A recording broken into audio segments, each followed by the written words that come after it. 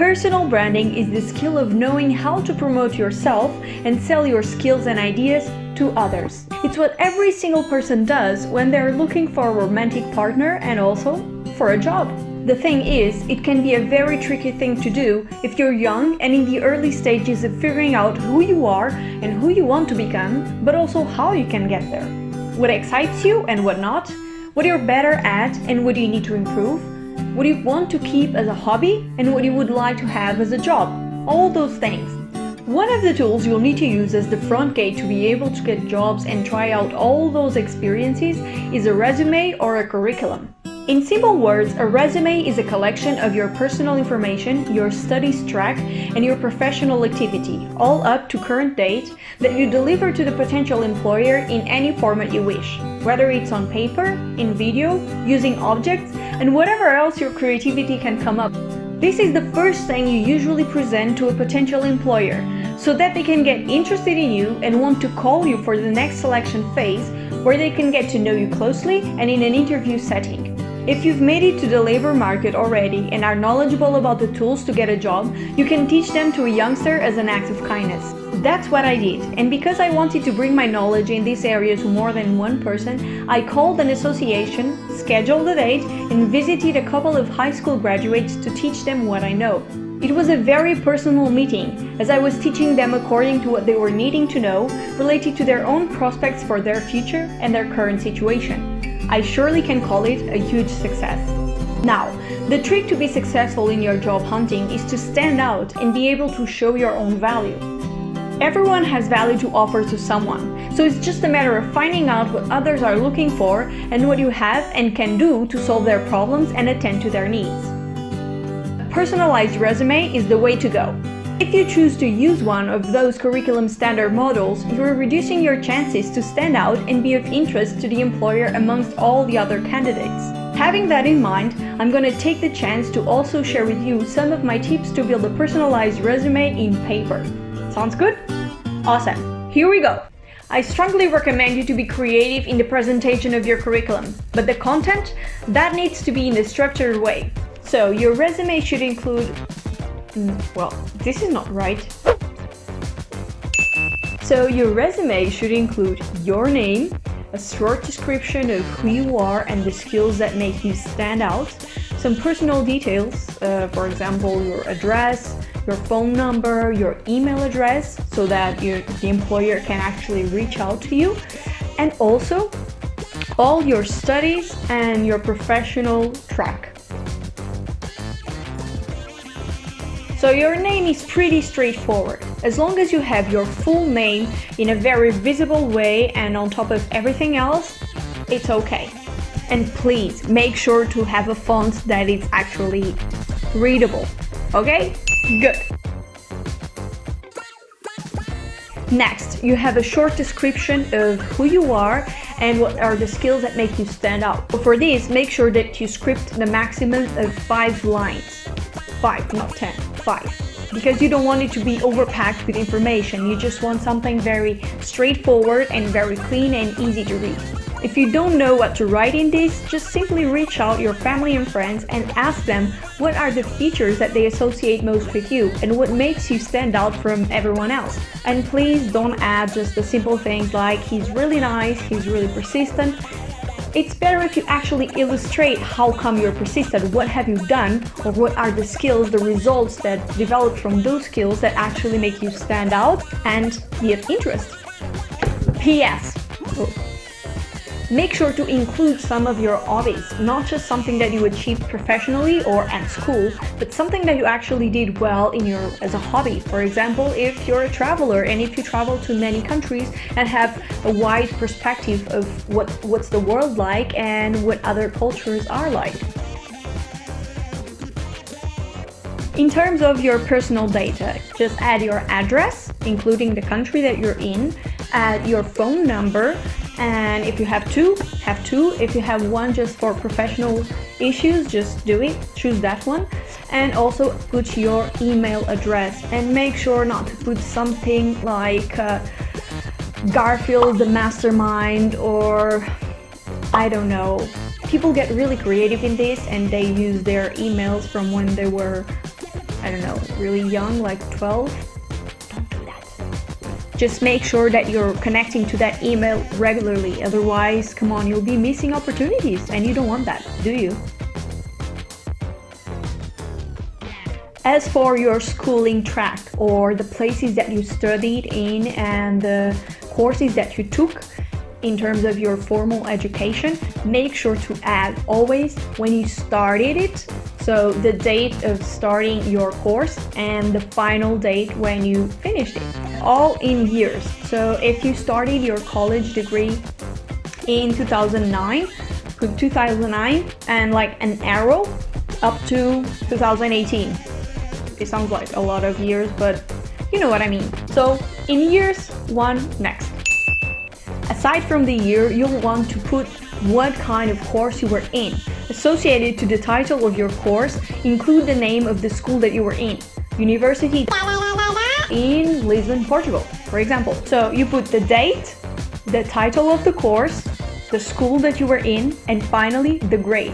And if you don't have a final grade, just include the title of your last project within the course. Usually in these courses you have a final project that actually aggregates everything that you learned within the course. And if it makes more sense to you to tell the name or to give it the title so that you can relate it more to the job that you're applying, just do it. It's not just about the grades, but about the value that you can deliver within a specific topic. Make sure that the most recent studies you've made are on top of the list, so they are the first thing that your employer is going to look at. For your professional track, you do the exact same thing you did for your studies track. You just put the year that you started your job, the title of your job, where you did it, and the tasks that you delivered while you were doing that job. And you may also add what kind of tasks you were doing more in that job. This will help you correlate the tasks to the skills that you've developed along the years. By the way, any volunteer project that you're engaged in is going directly to your professional tracking. So volunteering is seen as a professional thing. You just happen to don't get paid for it. Again, put the thing that you did the last on top of your list. And by the way, even if you don't have a lot of job experience, just keep in mind that any project that you were involved in is a professional activity. In case, although you're really young, you already have a lot of professional experience, are you?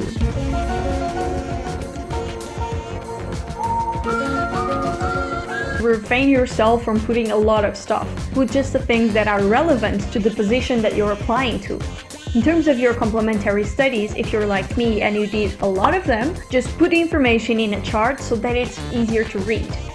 Oh, and your internships, although you did them while you were studying, you should also include them in your professional track. Again, make sure to put the year that you did that study, where you did it and with whom, what is it about,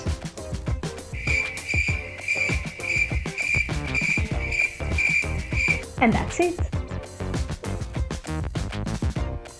And finally, we are at the stage that I enjoy the most, your skills. So the way you present your skills can be very creative. The best way for you to do that is to actually show that you have those skills. For example, if you're a video maker, it makes sense that you present your resume in a video. You're not just saying that you have filmmaking skills, but you're actually showing what you can do with them. This is the best way to convince someone to hire you according to your skills. If you're not going to present your skills in a more practical way, make sure to say where you developed those skills. For example, instead of me saying that I'm resilient, I can say that I worked extra hours during the Christmas season when the store was in need. Here, you should also include your technical skills. So if you know how to work with certain softwares and programs, make sure to refer them, only if they are relevant to the position that you're applying to. Yes, if you know how to work on social media, that's also a technical skill, but only include that if you're going to do marketing stuff. Actually, the skills that are more relevant for the future are these ones. Oh, you can see that creativity is on top 3, so make sure that your resume is really creative, and you're good to go. As additional information, put your scholarships and any prizes that you won, include any recommendations you have from prior employers. Just don't ask your mom to write you a recommendation. For the recommendations, just say the name of the person, why that person is relevant to recommend you, and also how they can be contacted. Here, you should also include your availability and mobility. Your mobility will refer if you're open to move abroad or if you're just working local. So for example, if you're available on weekends, that's important for you to add. This is also the place for you to mention if you're just doing a part-time or a full-time job. If you're part of an organization or an association, put it here. Include here also any professional extra activities. In terms of the format, make sure that your curriculum is no longer than 3 pages. It should have 1 page per paper. Always write it in your computer and make sure to sign every single page, even if it's just with your shorter signing. The font and the size of the letters should always be the same. Make sure that you're consistent. The last page, include the date and sign with your name. Oh, and before you go, check out if there's any spelling errors. You don't want that in your resume. As long as your resume is presented in a simple, easy to read and personalized way, you're good to go.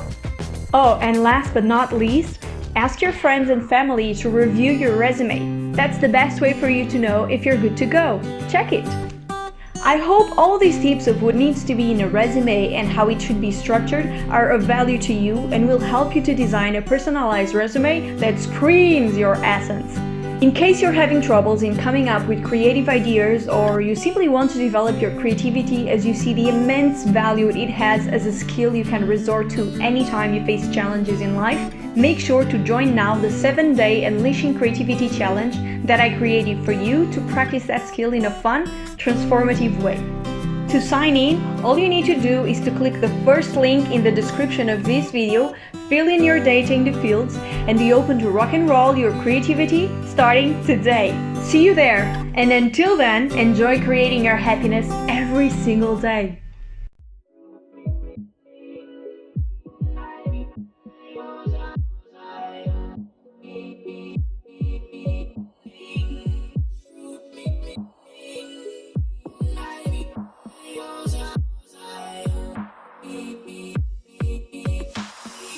Hit the subscribe button right now to be the first one to get access to the next video.